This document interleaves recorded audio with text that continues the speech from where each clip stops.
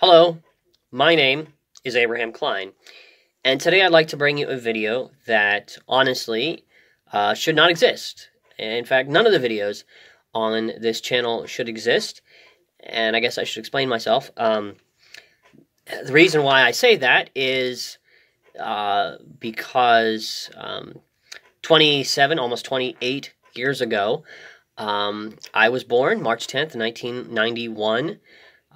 To wonderful, loving parents. They were not wealthy parents. They weren't able to give me all of the amenities that a lot of children are born with, but they did the best they could, and I am forever grateful for that. But prior to being born, I was, my parents were, I should say, advised to have me aborted. Now, at the time of this recording, there's been a lot said in regards to the subject, the issue of abortion. A lot of that being spurred by what's been going on in New York, Rhode Island, Virginia, and other places where there have been proposed and, in fact, passed bills that would essentially, depending on how you interpret the bills, would allow abortions up till the 9th month.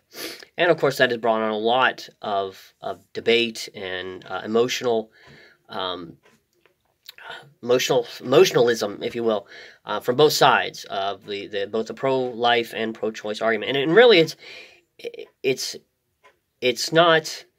We're not. Those who are pro-life and those who are pro-choice are coming from two different philosophies, two different arguments, because the one is the pro-choice are arguing for the rights of the mother, and honestly, if it was just about the right of a woman to choose what to do with her body, I mean, honestly, I can't really argue against that. But it's more than that. Honestly, it's more than just a woman's body. It's a life.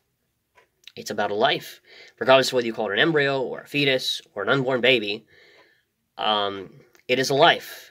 It is a life with a heartbeat. It is a life with lungs. Yes, mind you, all that is coming from the mother. But I was on life support at one point in which there were tubes, ventilator, giving me the ability to breathe. I was not breathing on my own. Did the machine have the right to choose whether? Anyway. So, yeah, it's a lot more complicated than simply a woman's right to choose, because there is a human life in there. And one of the major arguments that people use, unless they're, a truly pro-choice, radical person in regards to that issue, you usually will not find one say, hey, if the girl went out and partied and just made a mistake, I don't care if she gets an abortion, let her do it. Go do it. No, usually they'll bring up, she was raped, or or maybe she was a good girl, she was married, she had a husband, and they conceived, but there was issues with the child, and as a result, there's going to be health, bad health for the child, there's going to be bad health to the mother, and the child was going to die. Anyway, so they aborted the child. And that's the one they bring up. And I was one of those examples. I was not the rape. Praise the Lord for that, right?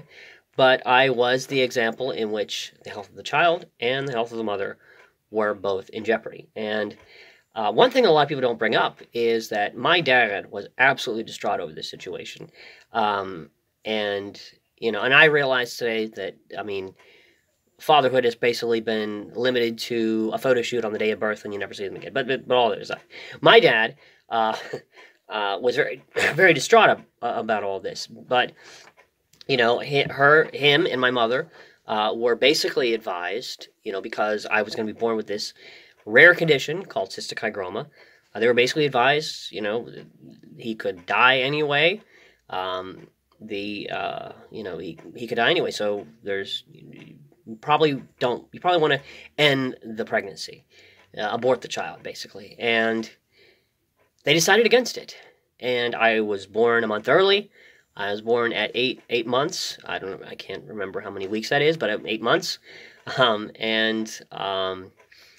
was born cesarean. I was born through a C-section, and my mom never got to hold me for about a month due to the surgeries. In fact, this is me, a picture of me at 3 days old, right after my first surgery. That was this surgery here on my neck. As you can see, there's still a little bit of a scar there where they removed a cyst on my neck, which is usually why my neck is usually tilted a bit.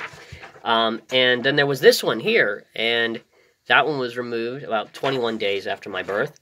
And there's thousands of little ones, I've been told, all through my body, and one giant one on my lung. There's one on my back, a large one that goes down the side, and there's just scars all over my body. I look like I've been in a very terrible fight. But, yeah, that was me. And, had the medical specialists, the medical professionals, and I say had their way, I don't mean like they were conniving against me, but, according to their professional opinion, I shouldn't be here. I shouldn't have been born. But my parents decided against it. And I should say they trusted God. They trusted that I was going to make it. And so they went through with it. And I'm thankful for that. I'm eternally thankful for that. And, it is for that reason that I choose life. In fact, I'm wearing a shirt right now that says, I choose life. And there's a little picture of a baby on this side. And that's why I choose life. Because my mother chose life. My mother and my father, in fact, were willing to let me live. And why would I not choose life? To be a voice for those who have no voice. I was given the chance to have a voice. And every day that I have a voice, I have the opportunity to be a voice for someone who doesn't have a voice. And again, that's why I chose life. And I continue to choose life. Because I was given life. And I don't, and I want to be very sensitive about this, because I don't want to say I understand what you're going through. All I know is from the perspective of being a child who potentially could have been aborted. So, excuse me, I do have a bit of a cold. So I don't understand it from your perspective.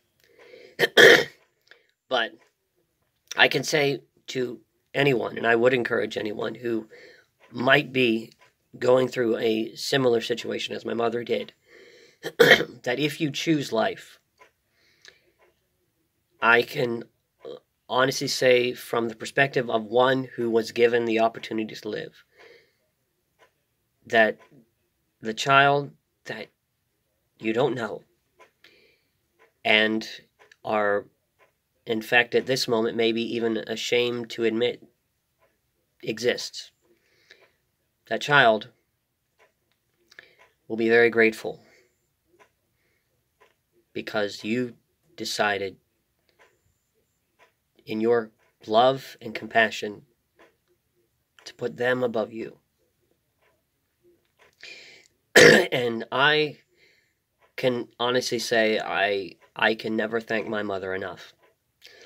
I mean, I loved my dad. My dad unfortunately passed away a couple years ago. But I can never thank my mother enough. She is one of my heroes. And if I can encourage someone to be someone else's hero, then I'll feel as though I've done my job. But that's really all I have to say.